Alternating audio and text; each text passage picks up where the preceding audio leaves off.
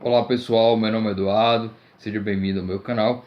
Nesse vídeo nós vamos continuar analisando o livro Como Ler Livros de Mortimer Adler e Charles Van Doren, agora analisando o capítulo 12, que trata sobre os materiais de apoio.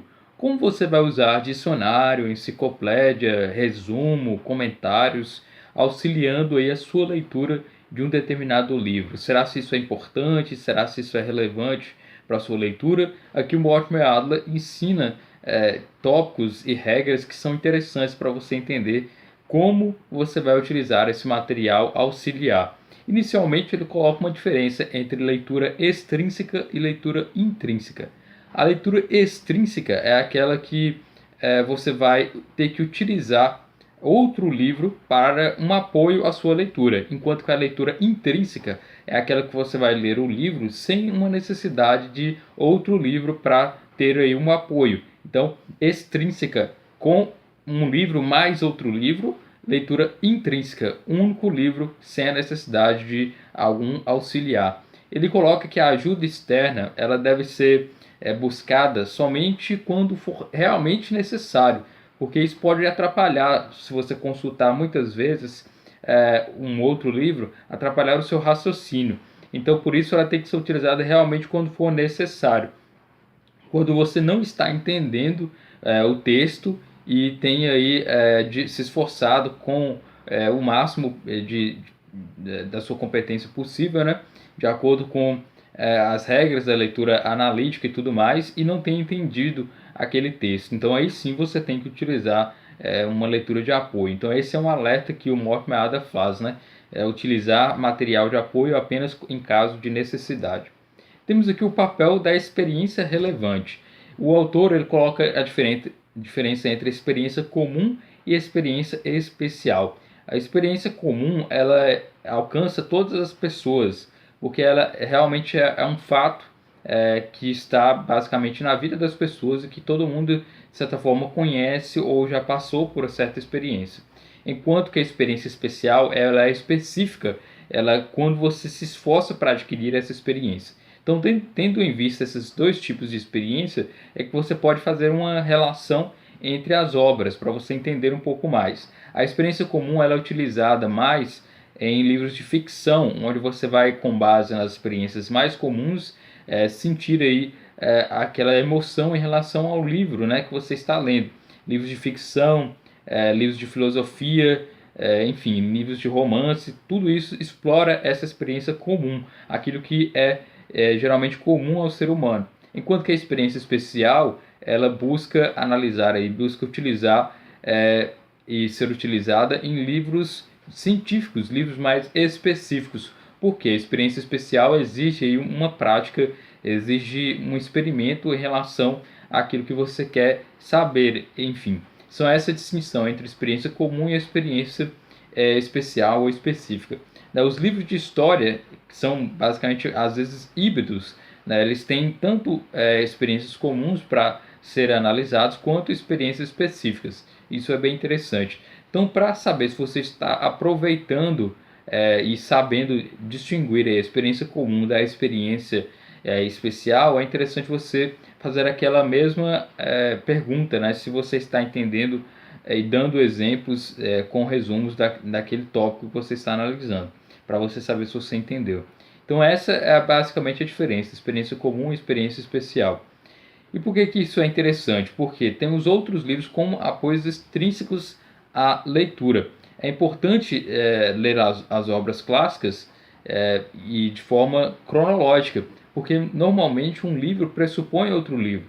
Né? Por exemplo, um escritor de filosofia, ele não inventa uma ideia de uma hora para outra sem ter uma base ou sem correlacionar com os seus escritores anteriores. Normalmente os escritores de filosofia, eles leem os livros anteriores de filosofia para haver aí um debate.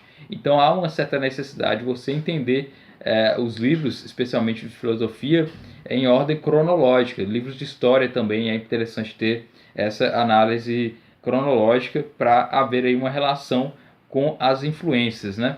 Enquanto que nos livros de ficção, normalmente esse requisito de ler os livros em ordem cronológica nem sempre é requisito, né? Você não necessariamente vai precisar de ler. Embora para fazer críticas seja interessante você conhecer as obras e as correntes ideológicas de cada época e tudo mais, né?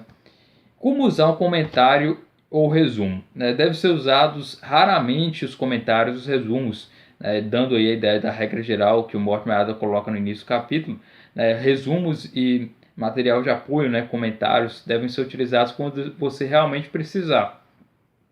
Isso porque nem sempre os comentários eles estão corretos, né? Nem sempre os comentários podem estar corretos e às vezes eles podem estar incompletos, né? Além disso, há um risco de a pessoa que está comentando influenciar as suas ideias em relação à obra.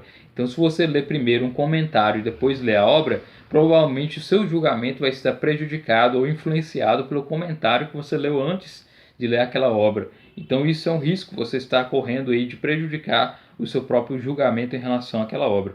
Então essas regras elas se aplicam em geral aos resumos, porém elas são úteis, né? Os resumos são úteis para que você possa lembrar. Então você pode fazer uma leitura de resumos e comentários posterior à sua própria leitura, né? Para você lembrar aí das ideias com base até mesmo em suas próprias anotações. Um resumo ele nunca pode substituir o livro propriamente, ele tem que ser uma válvula aí, ou um objeto de resgate das ideias, utilizando aí o seu resumo para fazer com que você lembre de cada tema, né, de cada tópico que você analisou. Ou seja, ele pode ajudar também a decidir se aquele livro vai ser útil para você. Se você ler, por exemplo, um resumo na contracapa do livro, vai ser interessante para você saber o conteúdo daquele livro, enfim. Esse é basicamente o objetivo aí dos resumos e comentários, é te esclarecer depois de uma leitura que você já fez em relação ao livro. Como usar obras de referência? As obras de referência elas são basicamente aí, dicionários e enciclopédias. E aqui o autor ele coloca que primeiro você tem que ter uma noção do que você procura, né? Qual conhecimento você está procurando. Se você não sabe do que você está procurando, qual é o tema, do que se trata, então provavelmente o dicionário e a enciclopédia não vai ser tão útil. Então primeiro você tem que saber o que você quer saber, saber em qual obra de referência você vai procurar e tem que saber como encontrar essa informação na obra de referência, né? Saber se os autores da obra consideram tal informação como conhecida e tudo mais. Então, obras de referência elas são inúteis para quem não sabe nada sobre o que realmente quer procurar. E nisso nós temos aqui a análise de como usar o dicionário e como usar uma enciclopédia. Como usar um dicionário? O autor ele não recomenda o uso do dicionário propriamente, simultâneo à leitura. É interessante que se faça anotações dessas palavras, depois de um tempo você procure, se você não entendeu determinada palavra, né? Não é interessante memorizar o dicionário como se fosse um livro propriamente. O dicionário sempre é um livro de referência, né? Ler um dicionário da letra A até o final não é muito útil, porque você não vai ter uma correlação, um contexto para aquela palavra. Então é sempre bom entender as palavras do dicionário dentro de um contexto. Isso vai facilitar a sua memorização e facilitar o entendimento. E ele coloca aqui 4 tópicos que todo dicionário tem que conter, que para ser considerado aí um dicionário bom. As palavras são coisas físicas propriamente, ou seja, elas podem ser escritas e podem ser aí, objetos de som. Então essa é uma característica das palavras, elas são coisas físicas, né? Podem ser expressadas fisicamente. Enquanto que as palavras também são partes do discurso. Né? Como assim? Elas desempenham um papel gramatical em uma frase, em um parágrafo e tudo mais.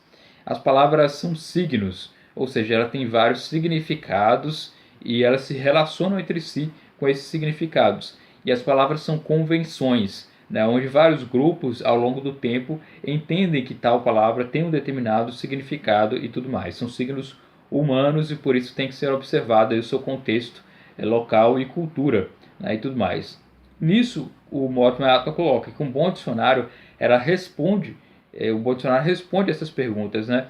Se são coisas físicas, são partes do discurso, os seus significados e as suas convenções. Como usar uma enciclopédia? Aqui o autor coloca que aplica-se basicamente quais as mesmas regras do dicionário. Você tem que basicamente saber do que se trata aquela enciclopédia, do que você está procurando saber, né? E nisso, tendo esse conhecimento prévio, você vai buscar a enciclopédia para esclarecer.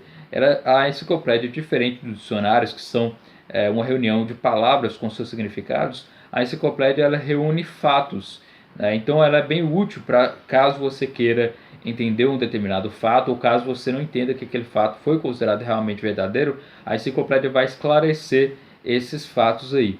E nisso você tem que observar as regras, né? Os fatos eles são proposições, ou seja, afirmações factuais que combinam palavras, né? São afirmações categóricas em relação a determinados temas. Em seguida temos que fatos são proposições verdadeiras, ou seja, elas não são opiniões, elas são fatos, ou seja, coisas que realmente aconteceram e que em geral são tidas como verdadeiras. Fatos são reflexos da realidade, ou seja, são informações singulares, são generalizações relativamente não questionadas. Então, normalmente os fatos eles não são questionados por serem considerados como uma realidade, né? Os fatos são, até certo ponto, convenções, onde um determinado grupo ou sociedade entende que aquilo ali é considerado um fato, considerado como verdadeiro, né? Ou seja, eles estão de acordo com o que é considerado verdadeiro para uma determinada sociedade. Então esses são os tópicos em relação aos fatos e que você tem que observar quando você está diante de uma enciclopédia, que vai tratar basicamente dos fatos. A enciclopédia normalmente ela não contém discussões sobre um determinado tema. Ela vai conter ali os fatos e normalmente se tiver alguma discussão vai ser apenas para demonstrar os argumentos em determinado fato aí, mas não necessariamente apresentando opiniões, né? Algumas enciclopédias normalmente apresentam opiniões. Nisso você tem que saber distinguir aí se a enciclopédia tem essas opiniões e, portanto, ela não vai ser considerada uma enciclopédia boa se ela não enfatizar, demonstrar que aquilo ali é uma opinião e não propriamente um fato a respeito do tema, né? A enciclopédia serve, portanto, para informar sobre os fatos de forma que não se discuta mais aqueles fatos quando você quiser entender eles, né? Então é recomendado usar mais de uma enciclopédia. Interessante dizer que a enciclopédia ela também pode ser equiparada aí ao uso de informações da internet, né? Como por exemplo a Wikipédia ou as wikis que tem aí na internet que estão disponíveis, né? Você tem que saber analisar suas fontes com um bom critério para você entender aquilo realmente como sendo um fato e não como sendo opinião de uma determinada pessoa. Então esse é o capítulo, né, como analisar o material de apoio. Espero que você tenha gostado desse vídeo. Curta, compartilha, se inscreva no canal. É isso aí, até mais.